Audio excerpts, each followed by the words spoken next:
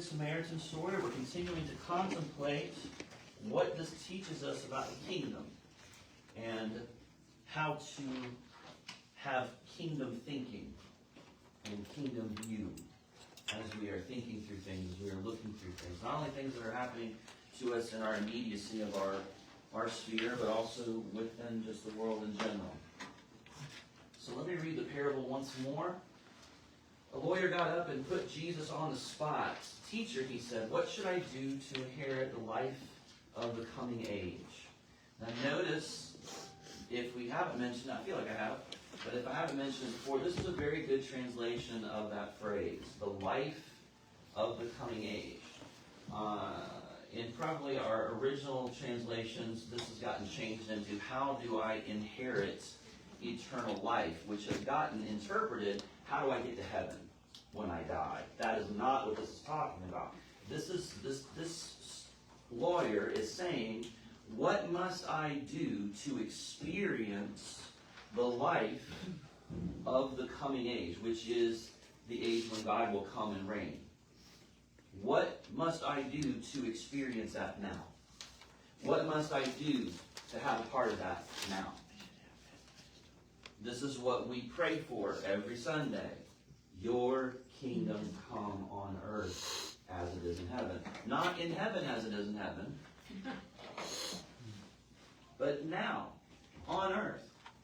How do we experience? How do we live out? How do we think in ways that are consistent with the kingdom of God that Jesus said was inaugurated, was begun when he came, and that is in us? And the problem is sometimes we need to get out of the way so what's in us, or the right thing that's in us, is being lived out.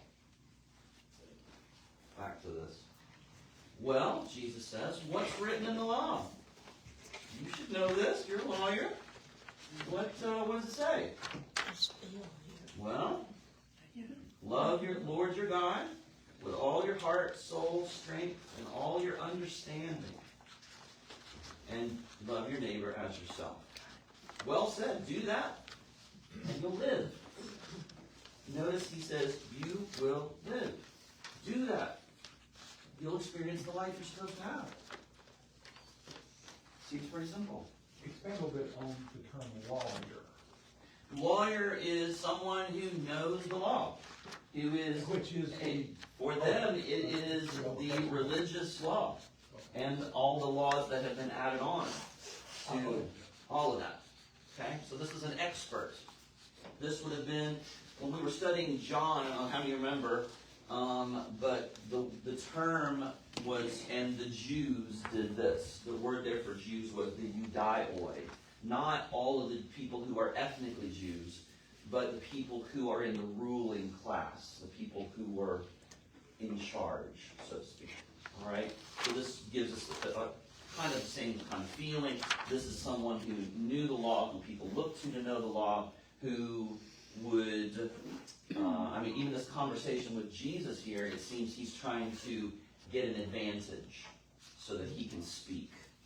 And he's trying to get a little advantage over Jesus. He says, well, and it says, wanting to win the point. Who is my neighbor?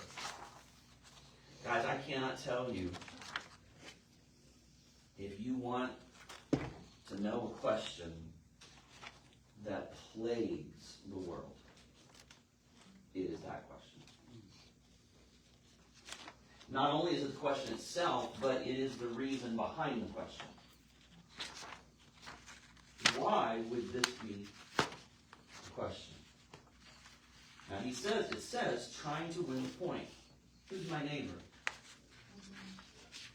But the problem is that's not how they had been raised to think, or at least that's not how they had interpreted things. There's another passage where Jesus is dealing with the Pharisees, who are experts in the law. And they say, well, we're putting our tithes into the church. And Jesus looks at them and says, you are using this law so that you don't have to take care of your parents. dare you?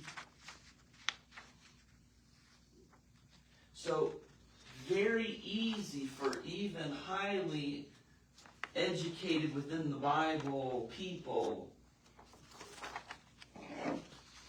to choose to see things in a certain way that isn't any way that Jesus would teach us to see things. So Jesus rose to the challenge and tells a story. I love that. We talked about it last week, that we are a story-driven, we are a narrative-driven creation, people. Stories have a way of enlightening us to things that other things don't. I can't tell you how often I mourn that there are no more shows like Andy Griffith. I'm ready to go back to Mayberry. Me too, Long, Charlene. but it's not the main channel. Well, but why don't they have shows like that? Why aren't they creating new shows They're like not that? making them. It was why are they making shows like that? It was such a good show, and I don't know if you guys knew this. Originally, the character of Opie was actually written to be kind of a smart aleck with his dad. Originally, he was not a kid who respected his dad, who listened to his dad. And Ron Howard's father, who was on set, because obviously his kids were on set, he went to Andy Griffith and said, I know you've written the character this way, but what do you think if we just did something different? What if Opie actually respected you? What if he actually had the kind of relationship that you would hope? And Andy listened, and that's why Opie is that way in the show. But my favorite episodes are those episodes between Andy and Opie, and when they have those conversations. My favorite, if you guys are not familiar with it, is called the Underprivileged Children's Fund. And Opie, this woman was going and she was collecting for the Underprivileged Children's Fund, and she comes by the jail and she's talking with Andy, and she says, yeah, I went by and oh my goodness, those kids really wanted to help the underprivileged children. And he said, I bet Opie gave some money too. She said, well, actually, Opie gave the least amount of anybody. He said, how much? 3 cents. So of course Andy is his pride is hurt that his son is not up to the task that he thinks he should be. So when Opie comes to the jail from school, he sits him down and says, we're going to have to talk. He said, son, I can't believe you gave 3 pennies to the Underprivileged Children's Fund. Gosh, Pa, did I give too much? Too much? No, not too much. He said, but Pa, I gotta save my money to buy my girlfriend a present, Charlotte. Well, if a boy can get his head turned by a pretty girl at this age, God help you when you get older. He said, don't you know that there's like 400 underprivileged boys, or 1.5 per mile? And Opie said, gosh, Paul, I've never seen one of those. One of what? Half a boy. No, son, don't. That's just the ratio.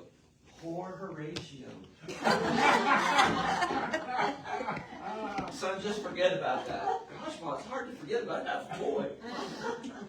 Anyway, love that episode. But why? Why can't we have those kinds of things? But so he tells a story, and Andy likes to tell stories. Yes, go ahead. I'll probably get thrown out of class. But have you ever noticed that Otis, the town drunk, was the only one in town that was married? It's true. Interesting. And then At least main players. I would say at least main players, because you had this couple that was always arguing, and Andy went over to make them get along, and then once he got them to get along, then they hated everybody else. I've never figured that out. That is interesting. But toward the end, Otis got off the Yeah. wagon. I mean, got on the wagon. Yeah, right. Yeah, that was cool. So, and that's my fault. So I couldn't the man was going resist. from Jerusalem to Jericho, and was set upon by brigands. They stripped him, beat him, ran off, leaving him half dead. That half dead is kind of an important piece of this story. A priest happened to be going down the road, and he saw the man when he went past on the opposite side. Now, most likely, the reasoning is that to touch a dead body was to make yourselves ritually unclean. And it would take a lengthy time period to get yourself clean to where you could serve in the temple again. So there is a possibility that we have a law that is being seen as the more important law than the law to love your neighbor as yourself. So Jesus is giving an example of where we can pick and choose how we want to follow things that may not necessarily be actually living into the law that Jesus says is the most important. When in doubt, the law of love is the one that takes the higher precedent. So he walks alongside to the other side. The Levite, who was a worker in the temple, he comes along too. He also goes past. Then a Samaritan. We talked last week about put the one person in that spot that you think is the one person that you would never want to be near, that you would never want to have anything to do with. That's the person whose label needs to be put in that spot, because that, in that context, for that time period, that's what the Samaritans were. They were the unclean that you would walk 3 extra days to go around to not have to be in contact with them at all. And possibly the guy on the side of the road, half dead, as you can see, you're Samaritan, I'd rather die than you touch me. Well, That'd be almost. possibly. Almost. But when the Samaritan, who has been treated horribly by that group of people, by the Jews, so I had every reason to see, oh, that's a Jewish guy.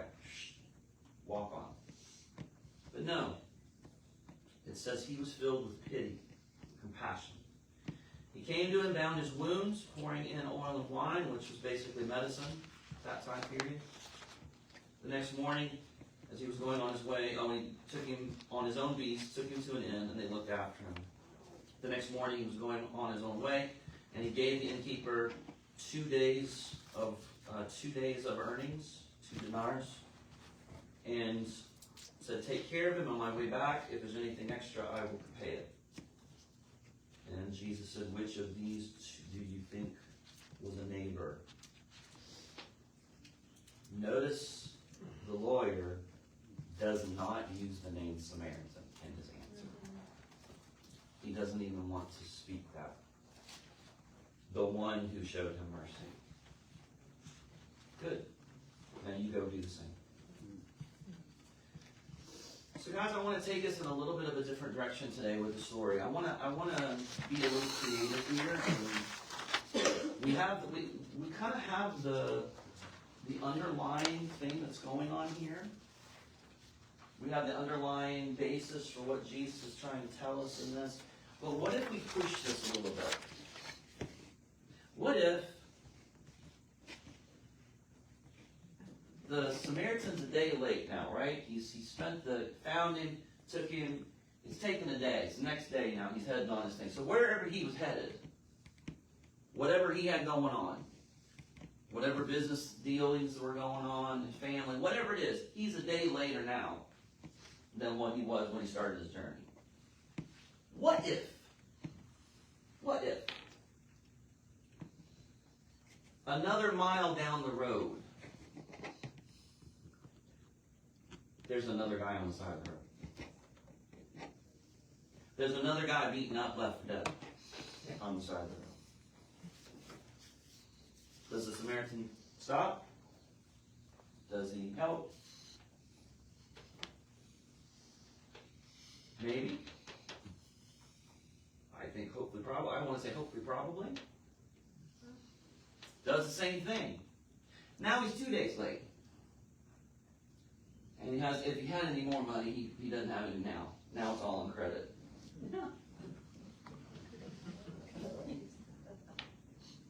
And he leaves. And he goes 3 miles down the road, and there's another guy. What does he do now? Can you imagine this scenario playing its way out?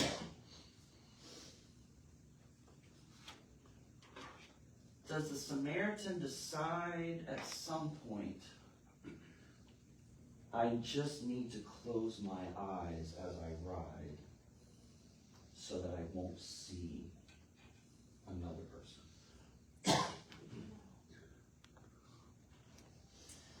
So I want to tell you guys a story. And I'll tell you a little bit about the magic community. So if you create a move, a sleight, we call them, that allows you to accomplish something,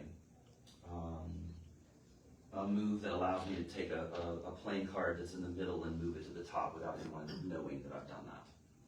Okay? So if I create that, the only way for me to be able to say this was a name, the move, is to publish it. To put it in a magic periodical, to put it out in lecture notes that I might put out. That's the only way that happens.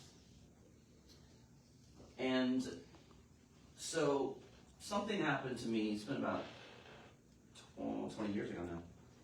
I created a move. It was original, no one else had ever come up with it before, and so I was getting ready to put it out to the magic community because I thought it was valuable. People could use it. Well, another magician who's about 40 years older than me found out, and he said, nope, can't do that. I came up with that 30 years ago before you were born, and I just haven't shared it with anybody.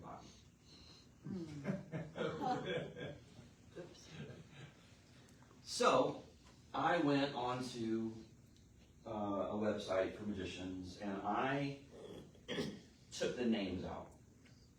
Because this magician who said this was a name. He had a name within the magic community.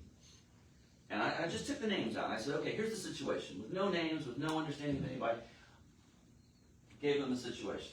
Move came up with independently, want to publish. This other magician found out about it, says, no, that's mine. I came up with it before you were born, so you can't claim credit. And I just kept it to myself. To a person, everybody said, no. If he didn't want to publish it, he takes the risk of someone else coming up with it and publishing it. That's just the way things work. Everybody said that until that guy said, it's me. I'm the one who said that.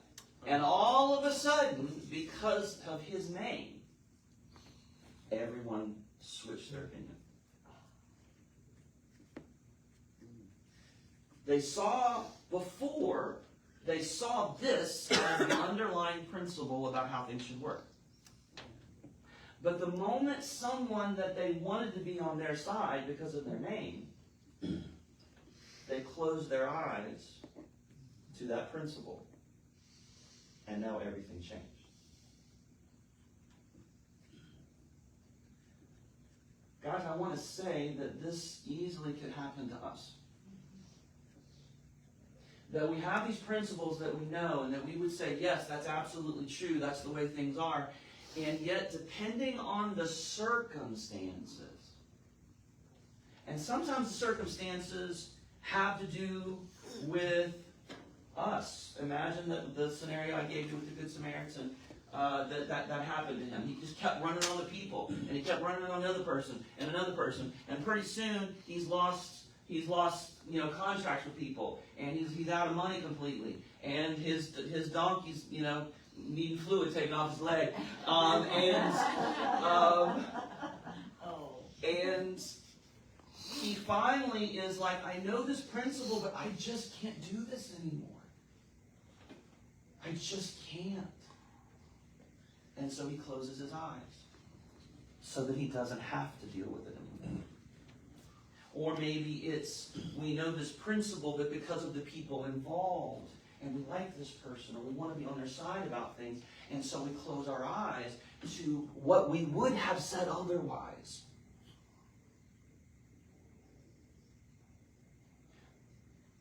So we we have this underlying principle, love God with all that you have, love your neighbor as yourself.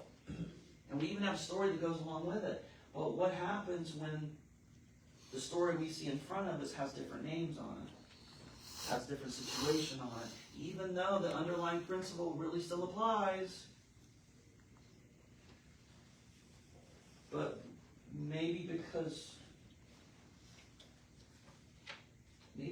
this story doesn't have the impact on us that it did in the first century.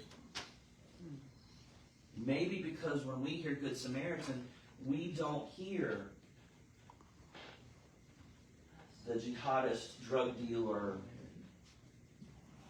came to me. We don't hear that horrible, horrible, unclean person.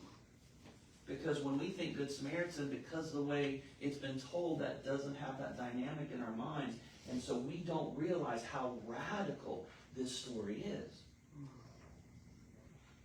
And so when we have other names that come in, and we say, well, there's this person over here, he's invited me to his house to sit and eat with him. Oh, but Terry, he's... And all the labels come out. Terry, he did this, he's done this, he is this. You can't go eat with him. Oh, but Terry, this person did this and this and this and this. You can't be with them, you can't help them, because that would somehow make people think that you're okay with that lifestyle. You've got to keep your distance from that. We allow the circumstances to close our eyes to the underlying principle. And so Paulette said something last week, and guys, I actually do listen to what she said, and I think about it. And she was talking last week about the idea that if she was in this situation, that there's fear involved. Mm-hmm. That for her, if she was in this situation, it would be very difficult for her to do the things that she might do if she was younger, or if she, And so I thought about that. I'm like, that's absolutely a thing. It doesn't change the underlying principle, but it will change perhaps how we engage that underlying principle. So what if instead of it being, oh, I've got to stop and do this, what if it's, oh, I'll be right back. And you get on that donkey and ride as fast as you possibly can, and you go get 2 other people to come and help you. Because you know you can't do it on your own. So you're engaging the underlying principle. You're not just walking away because it's like, oh no, I can't do it on my own. It's like, no, I can't do it on my own, but I still need to engage that principle. I still need to love my neighbor as myself. And so because I'm in the situation I am, I'm going to find another avenue that still allows me to love in the way that I'm called to love. I'm going to go get some other people. And instead of me doing it on my own, we're going to do it by committee. Or what if we say, okay, we need to do something about this road. We need to get some street lamps up on this road. We need to do some preventative things as a community so that this area is not as dangerous. So this isn't happening as much. What if we do it that way? What if that's one of the ways that we do it? Wait a minute, Terry, are you saying that we should use our money to put up things for the community, put up street lamps? Is that a way to love our neighbors? Is that a way for us to help those who would find themselves in situations because that's pretty much the road that they've got to travel? And if that's a way we love people, and that's a way that we bring justice to life for people. We can get creative. We can find ways of doing things when we run up into a situation that is so legitimate. It's so legitimate. But do we let that stop us? Do we say, I'm going to have to be creative? I'll have to come up with another way. Because I'm going to do this somehow. I'm going to live into this principle. All right, I'm going to pause. I got something else I want to throw out, but I want to pause right now for thoughts, questions. Very similar thing happened to me. There's a curve in the road going toward my house, and I was going toward the house. But this young lady, I saw her. I think she was on her cell phone. I don't know. She didn't notice the curve. She went, and she was dangling a bit road and toward the creek. Mm-hmm. What do? Not a doctor. I call 911. But it was busy. I kept calling and kept calling. Somebody else drove up who worked in that area, and she knew somebody to call, have the police out. But it was, she's okay. We had some stitches and whatever. It was kind of, I did what I could do. And if I had tried to get in the car, it didn't make it. It would have went like way Grand Canyon, but it would have tipped over probably into the creek. So his little thing is calling 911. Anybody else?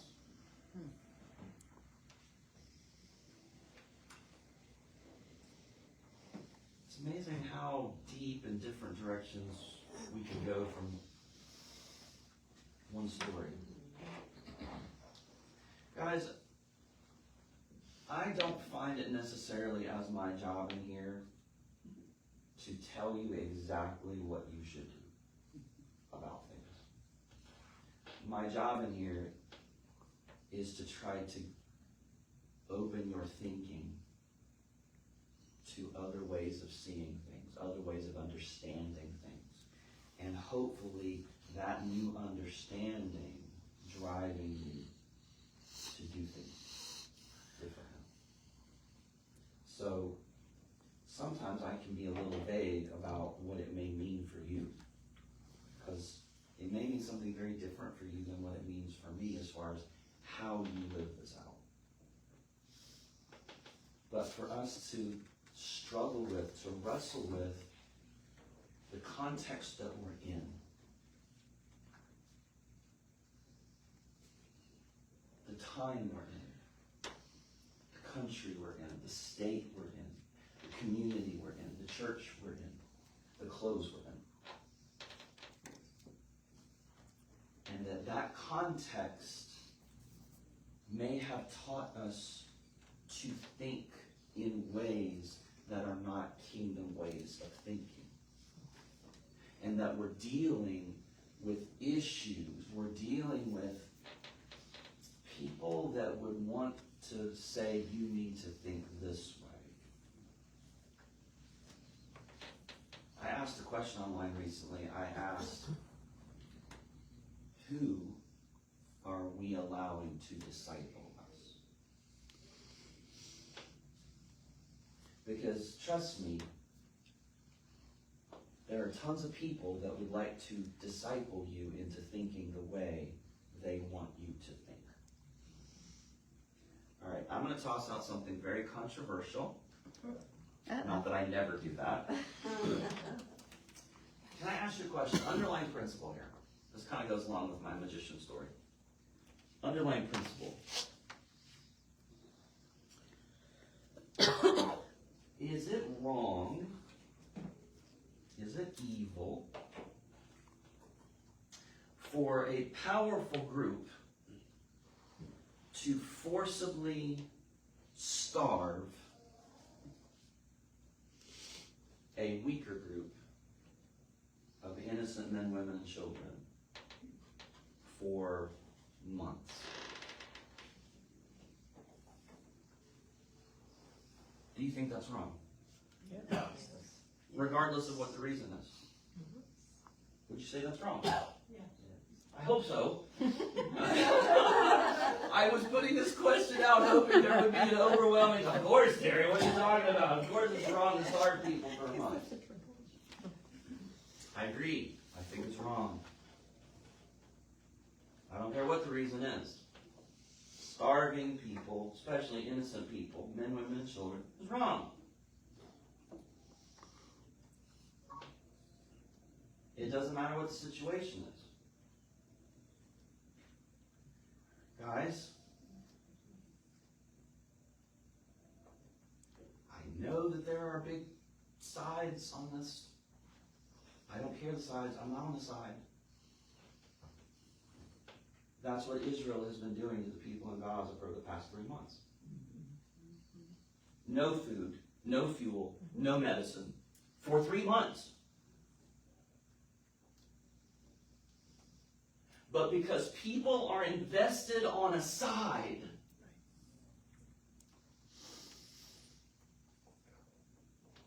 I'm not hearing church people speak up about it. I'm not hearing Christians speak up about it. Because they think that if they say, but that's my side, that's the people I support, I can't say anything bad, I can't hold them to account because that's my side. Or, well, if I say that, then that must mean that I'm okay with what happened that the other side did. No. Yes. Okay, so here's my problem with that also, is the fact that my daughter brought that to my attention, Mm-hmm. who is having a hard time believing as it is that Christians are Christians. You know, and she brought that to my attention, and she told me a few stories that she has heard and read about and stuff, and well, how do you say anything to that? You know, people are people. We're not perfect people, but that is just inhumane. If it's true. I mean, I've watched Right. where the IDF said they've opened 4 centers in the last week. In the last week, but not the 3 months prior. But let's just take it as a given. Let's just say this is the facts.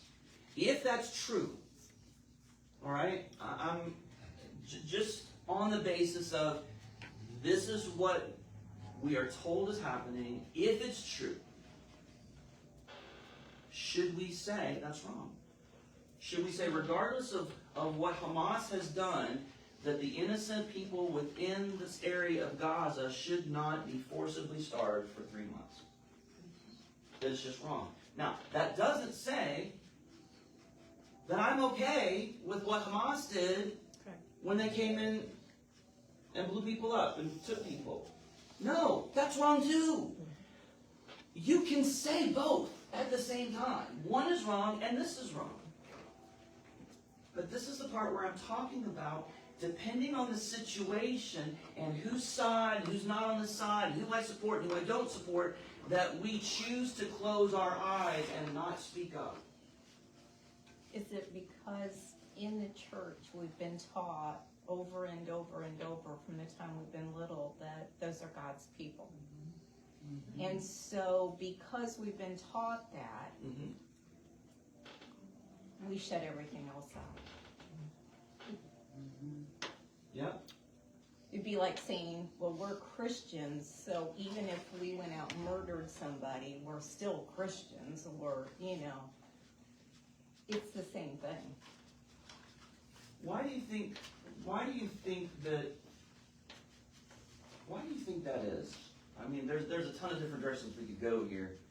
Why do you think that we have almost gotten to this point where, because these people are where they're from, that they automatically must be more in the right than these people over here? Why is it that do you think that we were taught that necessarily? When in one breath we'll say, God is no respecter of persons. Except for the special group over here. Except for this group over here. That's right. I believe it's because pastors went to seminary. And if you really look at some things... Now wait, which direction, wait, hold on, which direction do you think are you saying that? Because to me, I'm gonna stand up for education here. Well, and I'm but- not against that, yeah, but I'm I'm educated. saying that, Yeah. again, in seminary, over the years, the same thing, and you really look at it, if the enemy wanted to really corrupt a system, Mhm.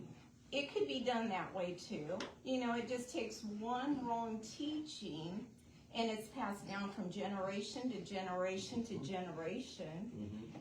And that's not what the word says. And so, the same thing happened to me, and I shared that with you. Yeah. I left everything because I wanted to get to the point I could hear from God. And I think that's so important. We've listened to pastors. I'm not saying we shouldn't listen to pastors. But what I'm saying is, the Lord started asking me, why do you believe that? And I had to say, because that's what I was taught. And I started asking other family members questions that he questioned me and got the same answer, because that's what I was taught. And so we have to be careful, especially as we go forward. Mhm. We've got to be able to hear from the Lord on our own. I think, well, and this is one of those things where it's a both and, not an either or, right? One of the things that Martin Luther basically started the Reformation, for those of you that don't know that. Martin Luther was very upset because of the way the Catholic Church was doing things at the time, that they were selling tickets out of hell or out of purgatory for money. Still do. And Luther's at least famously, he said, if the Holy Father could do that for money, why in the world would he not do it out of love? And so he's very angry, and he nailed his 95 Theses to the door of Wittenberg Chapel, and basically we moved into the Reformation, into the Protestant Reformation. Protestant comes from the word protest. We're a bunch of protesters.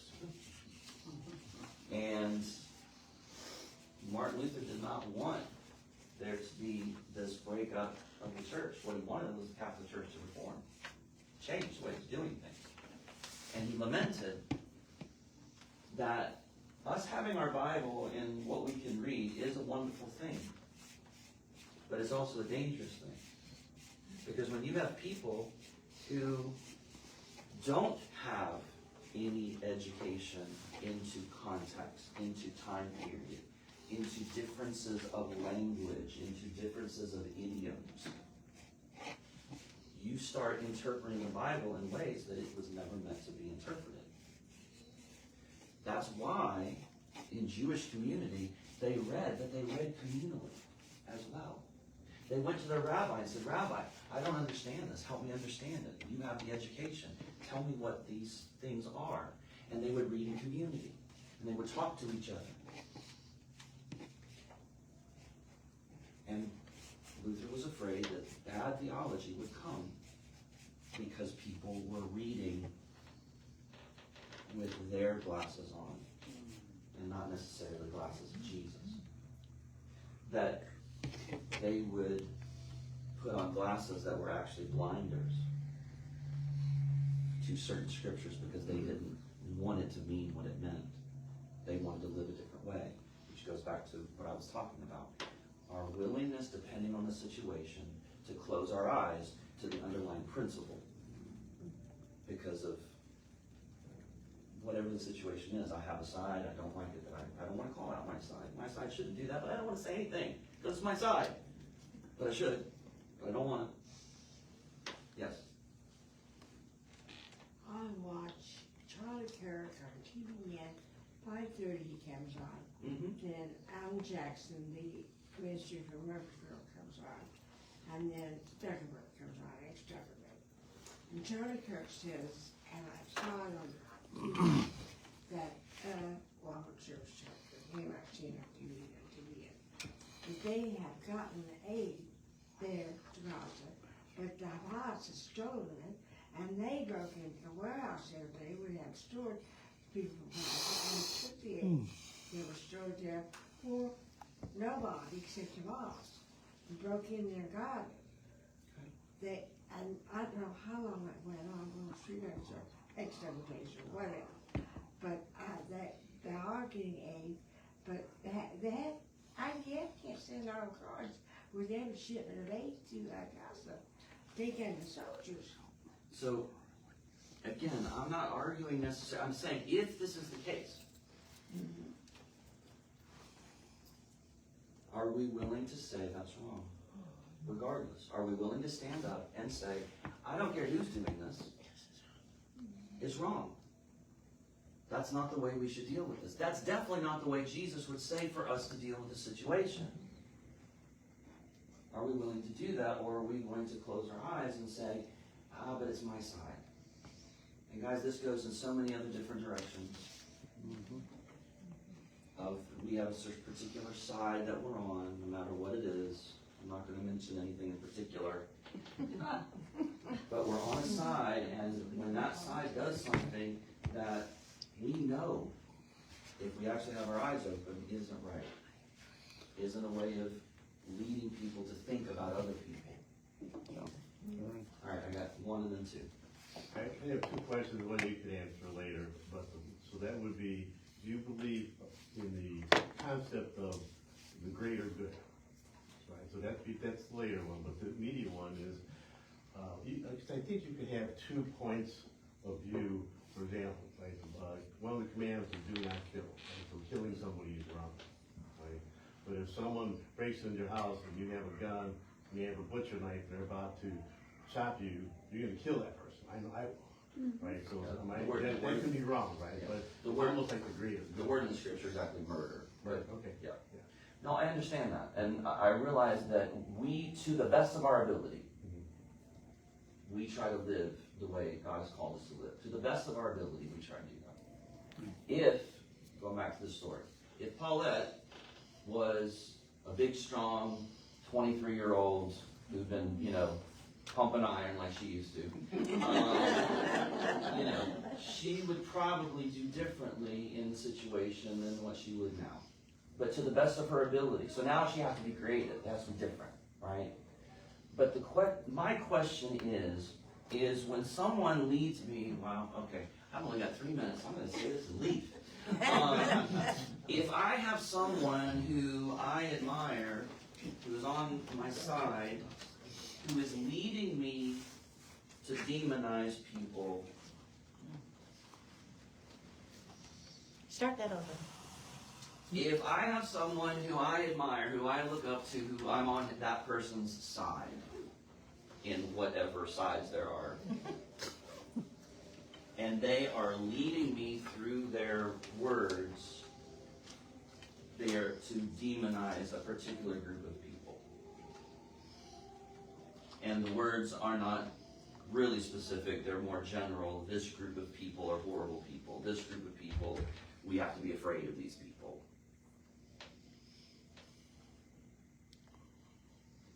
For me, I feel like I have to stand up and say, no, that's wrong. If you want to talk about particular instances of where certain people did certain things, but I'm not going to stand here and not say anything just because you're the person that I've looked up to, or still maybe even look up to. But this thing you did here was wrong. And I need to hold you accountable, maybe even greater than I would the person that I'm not on their side. Because you are on my side. You're the guy or the girl or whoever that I have been advocating for you, and now you're doing something that I think is not leading us or not directing me to do things in the way Jesus wants to. I feel like I have more responsibility to say, hey, let's not do that. These other things are great, not that. I feel like as the church, in fact, it's not my feeling, throughout the ages, one of the things that the church was supposed to do as a body is to hold people accountable who are in power and how they treat those who are not, and how they talk about people who are not. The church is the one that holds the powerful in check. Let me read a few verses here real quickly. Isaiah says, woe to those who make unjust laws, to those who issue oppressive decrees, who deprive the poor of their rights and without justice from the oppressed. making widows their prey and robbing the orphans. Jeremiah says, God proclaims, do what is just and right. Rescue the oppressed from the power of the oppressor. Don't exploit or mistreat the refugee, the orphan, or the widow. Deuteronomy, at the end of every 7 years, you must cancel debts. This is how it's to be done. Every creditor shall cancel any loan that's been made to a fellow Israelite. They shall not require payment from anyone among their own people, because the Lord's time for canceling debts shall be proclaimed. That's talking about the year of Jubilee, when every slave was supposed to go free, and every debt was supposed to be canceled. And guess what? The Israelites never followed that law. Not once. Well, when they came back from the captivity, they did, and then they changed their mind. Right, but as far as it actually happening and staying happen, and it's supposed to happen every 7 years, right. That's why they went into captivity. Never did it. 70 years. Yeah. In Leviticus, God goes into great deal about the year of Jubilee, which I just talked about. So, are we standing up for the people that we say that we're supposed to be standing up for? The oppressed, the poor, the orphan, the widow, the refugee. Are we willing to, we know, general, underlying principle of how we're supposed to be. But the way we love God with all our heart, soul, mind, and understanding is by loving our neighbor, whether they're poor, whether they're oppressed, but especially if they are. Because that's where we find Jesus almost all the time. Jesus is not standing with the wealthy. If you want to know what side Jesus is on consistently, it's on the side of the poor and the oppressed and the marginalized, the stranger. All the things that Jesus gives us as the things that really make the difference are, I was what? Sick. I was naked. I was in prison. All of those things are talking about people who are poor in some way, who are oppressed in some way, who are marginalized in some way. Now, could it be through their own doing? Absolutely, but that doesn't change the way we respond. It doesn't change the way we think about them. It's not supposed to change the way we see them. We cannot allow dehumanizing language by people who want to disciple us to actually disciple us. We've got to hold on and see things through the lens of Jesus and understand what kingdom thinking and living looks like. And may we have to get creative?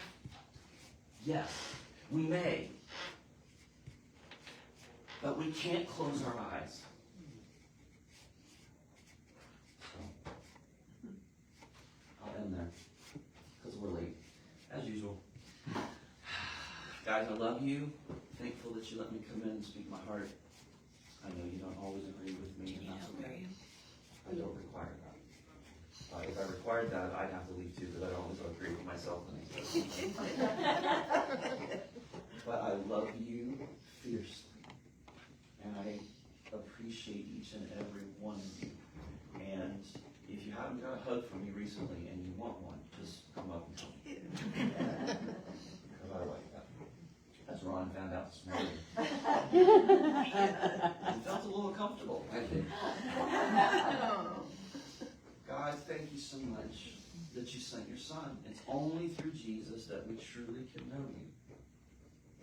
It's only through his example. It's only through his spirit that continues to breathe into the word. The word itself is not the thing. The written word is not the thing that saves us. The written word is there to help guide us to see you, to see Jesus. That's its purpose. And that happens as you continue to breathe into those words and into us to help us understand. It's all about Jesus. It's all about his view of things. It's all about him leading us to open our eyes to see things through him. And in that, it changes everything. It turns a world that is upside down, right side up, at least in our view and our understanding. And our world desperately needs to be turned right side up. Father, help us to strive justice, to set things right for every single person, regardless of what side they may be on or that we may be on. Because that is your call. The justice of the kingdom. That's what we pray for every Sunday. Help us to open our eyes to be about that in a way that looks like Jesus. And we ask it understanding who you are because of Jesus. Amen.